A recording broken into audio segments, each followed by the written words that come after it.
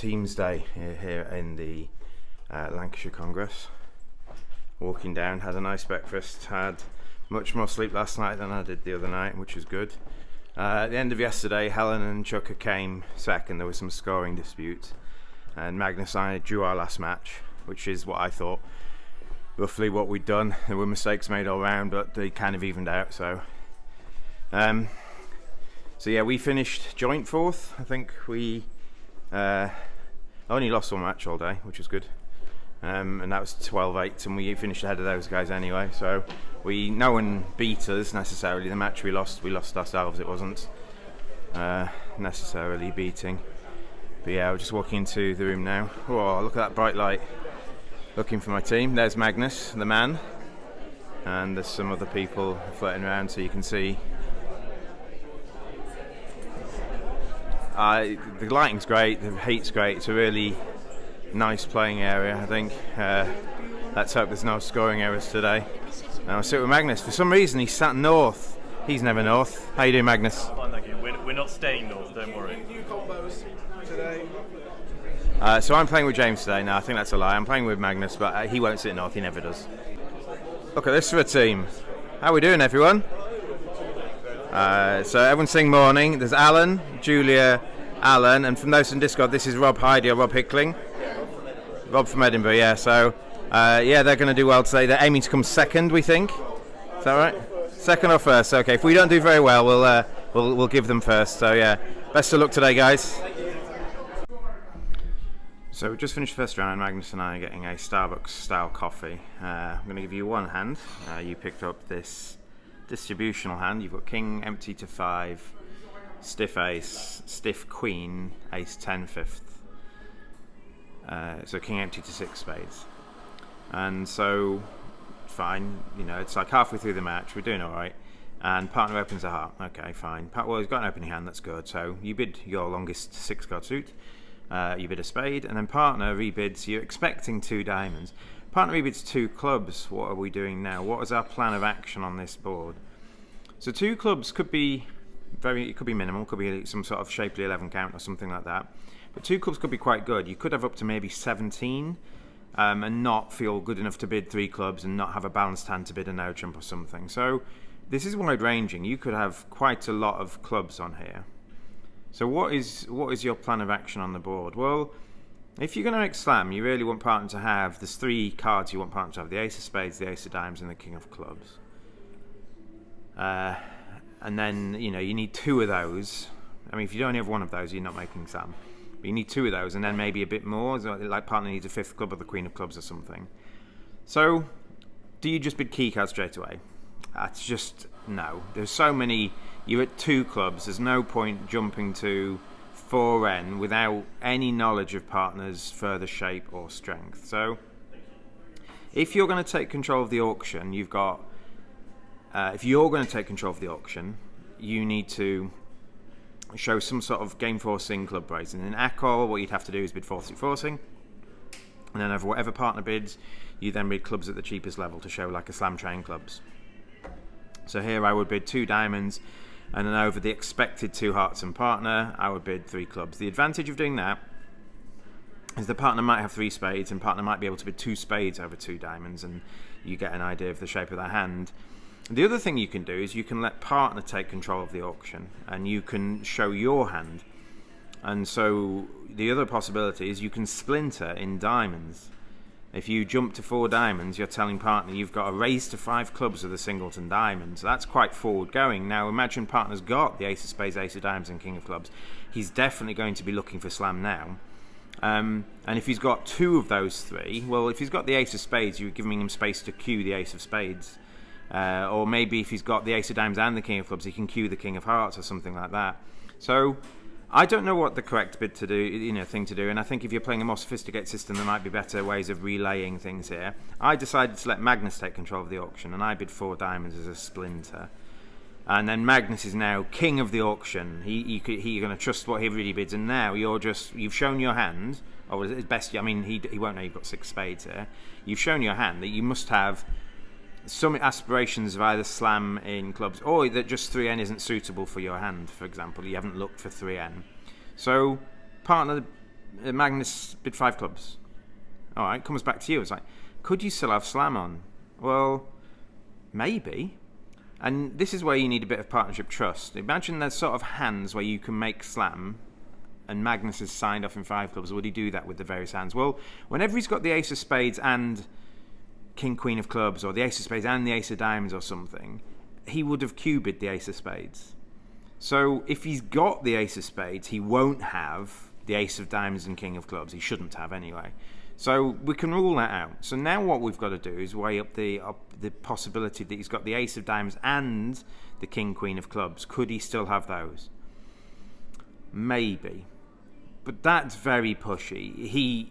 He will definitely sign off on all the hands where he doesn't have those, but that's the one possibility where you're missing out here. I think if partner's got king to 5 clubs in the ace of diamonds or king, queen to 4 clubs in the ace of diamonds, and he hasn't got a cubed available in hearts or spades, I mean, he might have cubed the king of hearts if he's got it with those cards, but he signed off. So I elected to trust my partner and I passed, and I'll show you his hand now. You're in 5 clubs. What are your prospects? Well, if clubs are 2-2, this is very good. You just need if things break, you're making 6 clubs. So what we're hoping for as declaring in 5 clubs is that something's not going to go well. Well, they led the small diamond to the queen held. I thought, okay, this is a bad sign. I know he's got the ace of diamonds now. And then when he played a club to the king at trick 2, I'm like, okay, fine, yeah, it is what it is. But thankfully, he's got a club loser in the ace of spades. He played a club to the king, and now he can't pick up the queen of clubs. So it was queen 3rd club onside, effectively, that you can finesse. So we made exactly 11 tricks. So I think we judged it well. The fact that you can make 6, but you've got to take a club finesse, and then you still need spades to behave reasonably, means that we're probably in the right spot. It's we're going to hope it's not a swing out. I mean. And it's hard to see them not bidding game with an opening hand opposite an opening hand, and I think 3N probably rolls home as well. So, or 4 spades. I think there's a lot of things making, but I think it's just interesting to see whether you want to be boss of the auction, or you want partner to be boss of the auction. And given I have a very descriptive bid from my hand, I thought I'll let Magnus take control, and we judged well, I think. So we're doing well in second match. We won the first match 14-6, and Magnus and I were chugging along well. We bid a slam that made well bid Magnus. We'd bid a game, we bid 2 part scores, so we got a lot of all plus scores so far. And then you pick up, and sometimes you bid a match and things are going well, and it doesn't matter what you do, it just works for you. So I've been in a few matches where the opposite has happened, and a few matches where this has happened. So it felt like we were just judging things very well here. And so you pick up ace queen x, jack 3rd, stiff king, king queen 10, 9 to 6. So you pick up this hand on the screen, and I believe everyone's vulnerable, and it goes past on your right. So you open a club, you've got good 6-card club suit and an opening hand. This goes 1 diamond overcall on your left, which is where you've got the singleton, king, and then your partner does a takeout double, it goes pass on your right. Well, what are you doing? Well, your partner's double to show 1 or both majors. They're going to be at least 4-3 in the majors for this double usually. Maybe I don't. Again, often going to be 4-4 maybe.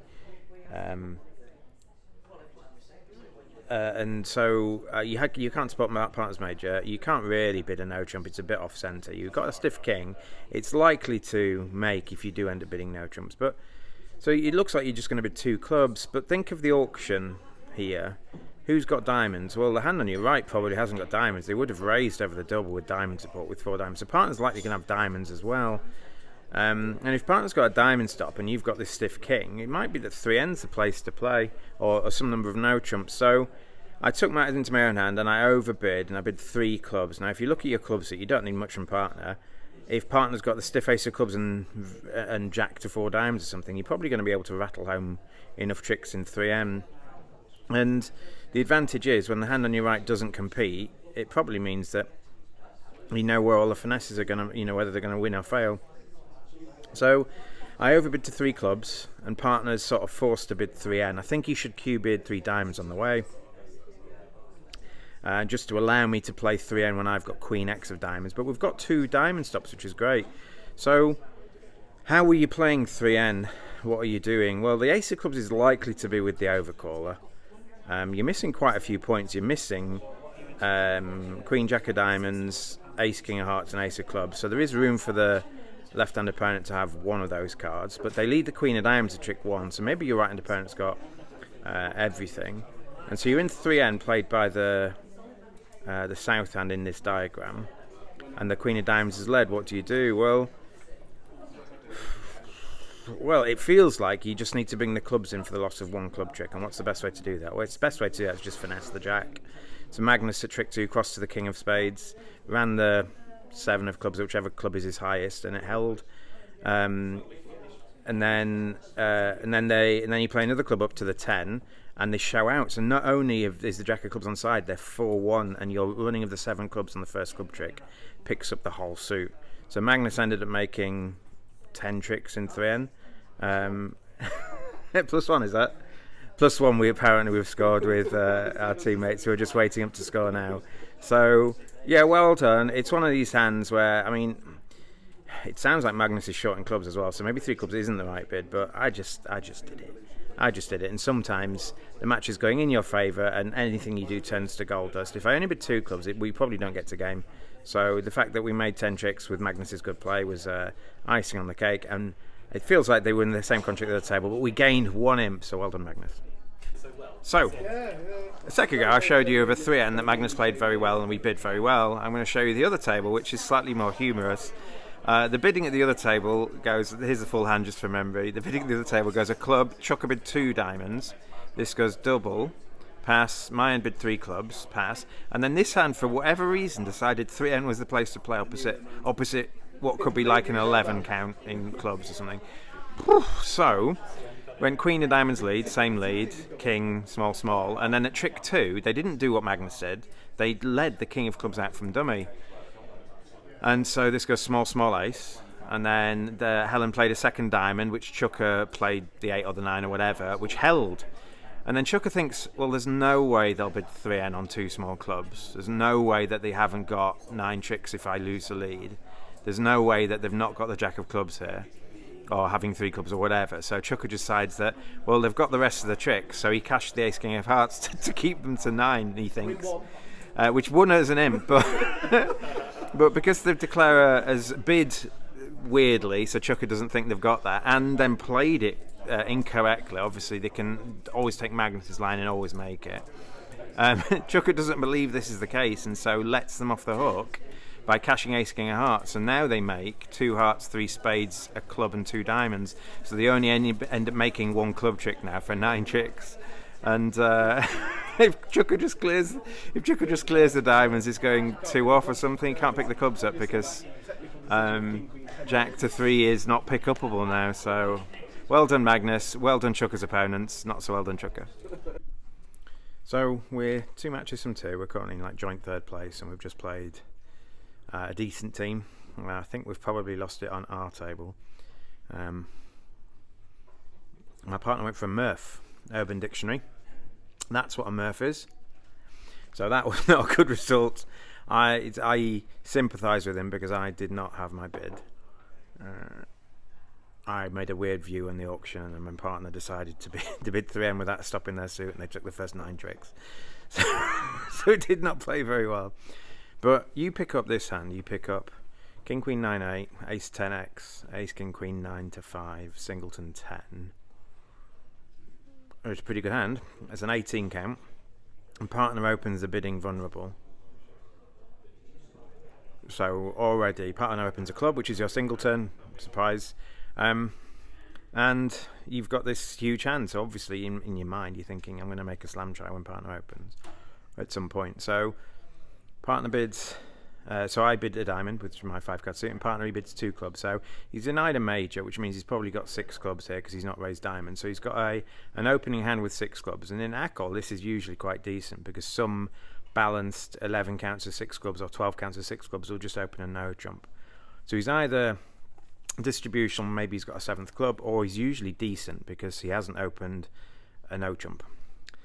And he hasn't rebid 3 clubs, so he's limited to something like somewhere between 13 to 15 or 14 and 15 balance because he thinks it's too good to open a no trump, or he's got some distributional hand. So what do you do? Well, I could start petering out. I could bid 2 spades, and I could do that sort of thing.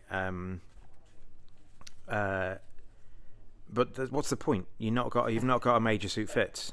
You just haven't. So all that does is, if you get to a contract with thin plays, tells them which suit to keep. So if I bid 2 spades, they'll know to keep 4 spades and not 4 hearts, for example. So I think that's out. And I think, again, if we were in some sort of scientific bidding, I could make some sort of game forcing bid and partner would do something and start to bid their hand out properly. But I'm like, I'm just going to invite slam. And I tried to think about what ways there are to invite slam. And I think 4N here should just be quantitative. It should be a hand too good to bid 3M. And partner with out a minimum, we'll just have to raise to either 6N or 6 clubs or something. But my fear is that Magnus doesn't play that. I don't know whether he would have taken that as quantitative. So he says he would, but that's I think that's my, we're regular in the case that we've played before, but we're not regular in the case that we know, the system inside out. Every time I turn up to one of these events, his system's slightly changed, because the rule is we play the system he plays with Sarah Moran, and that's not the same every time. He sent me like 3 system files so far, and so I'm trying to play the same thing. So anyway, I don't know what to do. I just bid 6N. I could bid 5N, pick a slam, and partner with 6 good clubs or something, could offer 6 clubs, but I think partners are always going to offer 6 clubs if you bid 5N. There is a chance they offer 6 diamonds, which might be the right place to play, and 6 diamonds possibly allows you to rough the clubs out when partner's got like 6 clubs and 3 diamonds. So maybe bidding 5N as like pick a slam, partner might offer.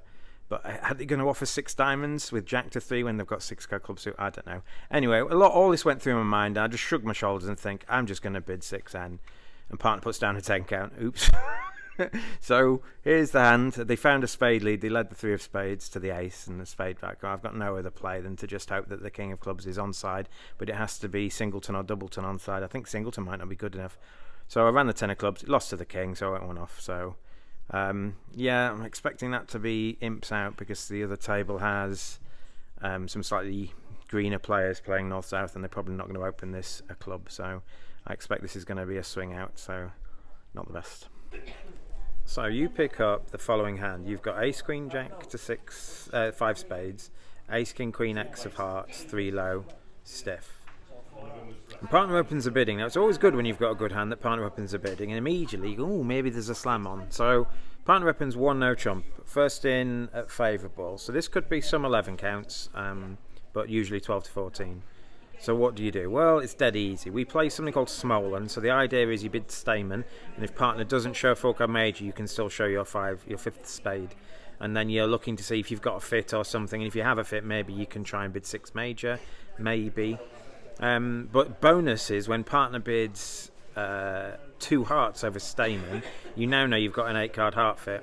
Now what options have you got? Well, in terms of values for game, you've only got 16 and partner's got at most 14. So you're not going to force to slam, you're going to invite slam. And you're looking at, there's 2 different ways to do it really.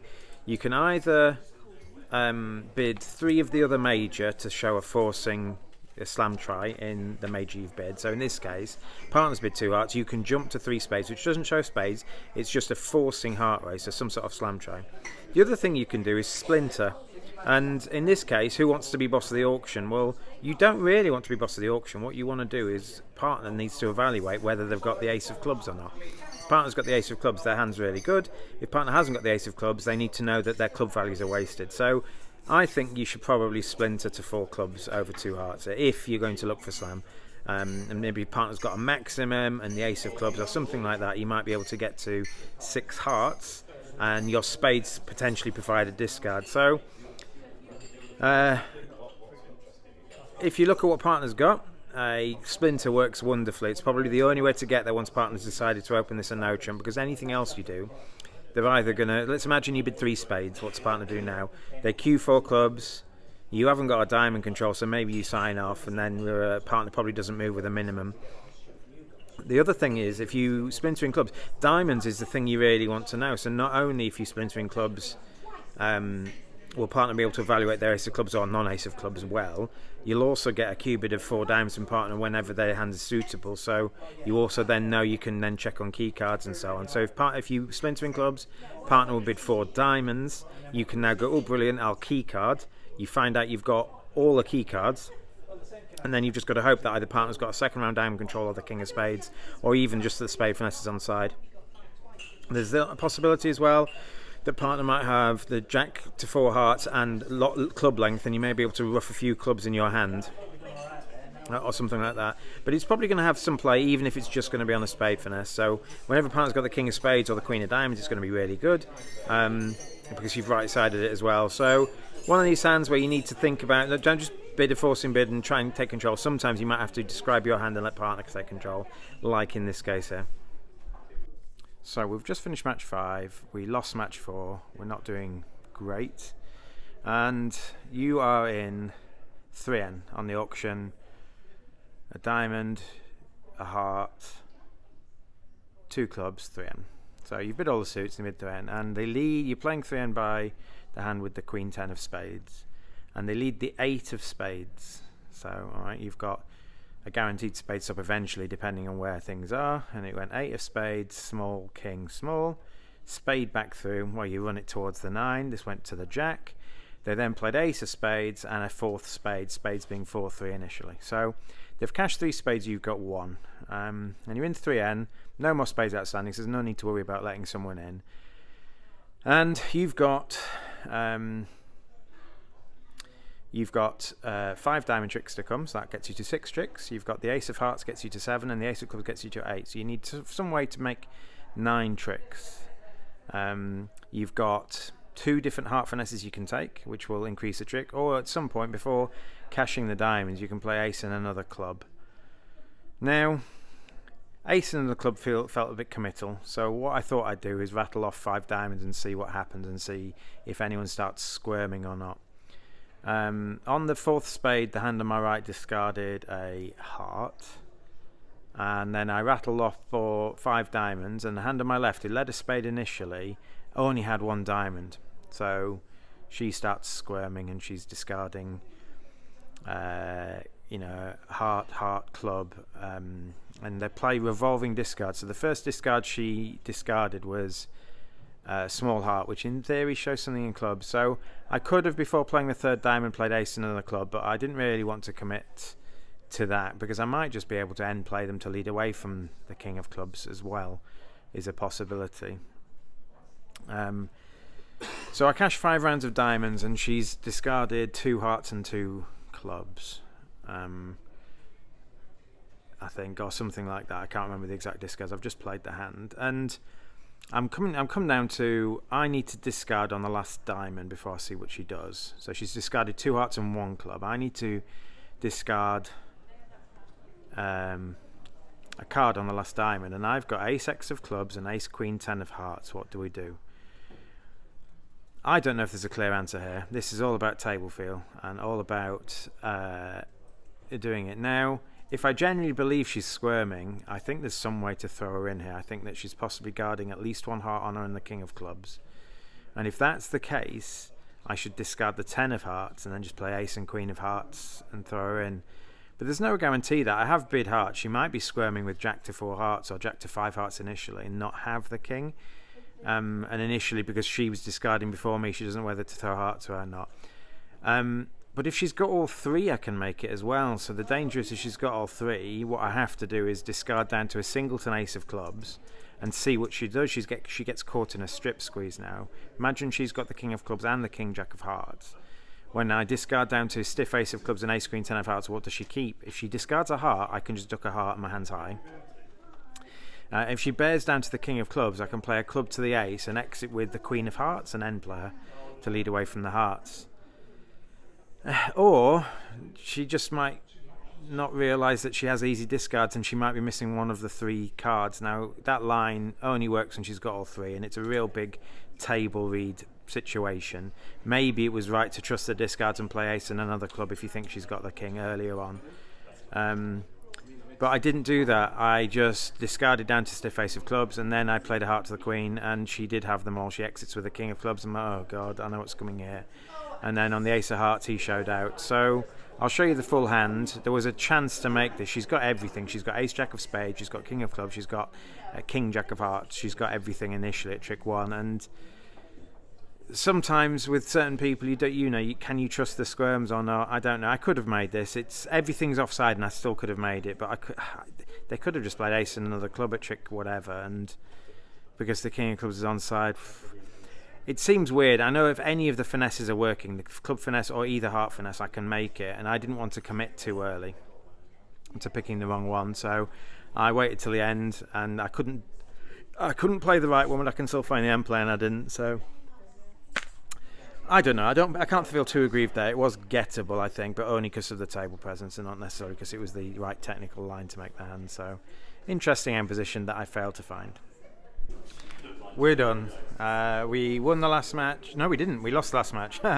Things are happening, and I think obviously in a team match involving 8 people at the end of a second day of bridge, when no one's in contention, people get tired. And so I don't think I was necessarily making weird bids, but there was some auctions at both tables that just weren't proper bridge.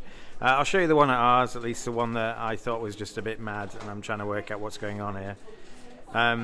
I hold this hand. I've got ace, queen, 9 of spades, 6 low hearts to the 10, and 2 low in the minors. And it goes, I'm fourth to speak. Oh, I think I passed. No, I passed. I think I passed, didn't I? Yeah, I was No, I'm fourth to speak, and I've got so I didn't have a chance to open a week to anything. So it goes 1 notch on my left, double from partner. Ooh, 3 spades on my right. What on earth is going on here? Well, it's likely it's love all, and if they've actually got this 3 spade bid, it means partner's guaranteed to be singleton or if not void spade, and they've doubled, and so they're likely to have either a long minor of their own or like 3 suits outside spades. So I offered 4 hearts for my 6 count. I don't know what's going on. Who knows what's going on. This goes 4 spades, pass. I'm like, well, if Magnus has got a void spade, which looks likely now, why isn't he raising to 5 hearts or bidding his suit? So I'm like, pfft. So I whacked it. Obviously, I've got ace, queen, 9 of spades. It looks likely I'm going to make 2 spade tricks or something like that, and then I let a heart, and then dummy comes out. I'll show you the whole hand now. It's just absolute crazy bidding. I think everyone's just been a bit mad. 3 spades is just a bit pushy, I think, potentially, given that you've got a 6 count opposite weak, no trump. There's no guarantee we've got game on. You're not preempting us out of much. I think 4 hearts, looking at the hand as a whole, is a bit mad, but on the auction seems fine. I think 4 spades is mad. And I think the double for Magnus is on the mad side of strange. I think I prefer, if you're going to double that, I think you really need a 6-card suit or something, or ace, king, jack, 10 to 5, so you can just bash them out or something.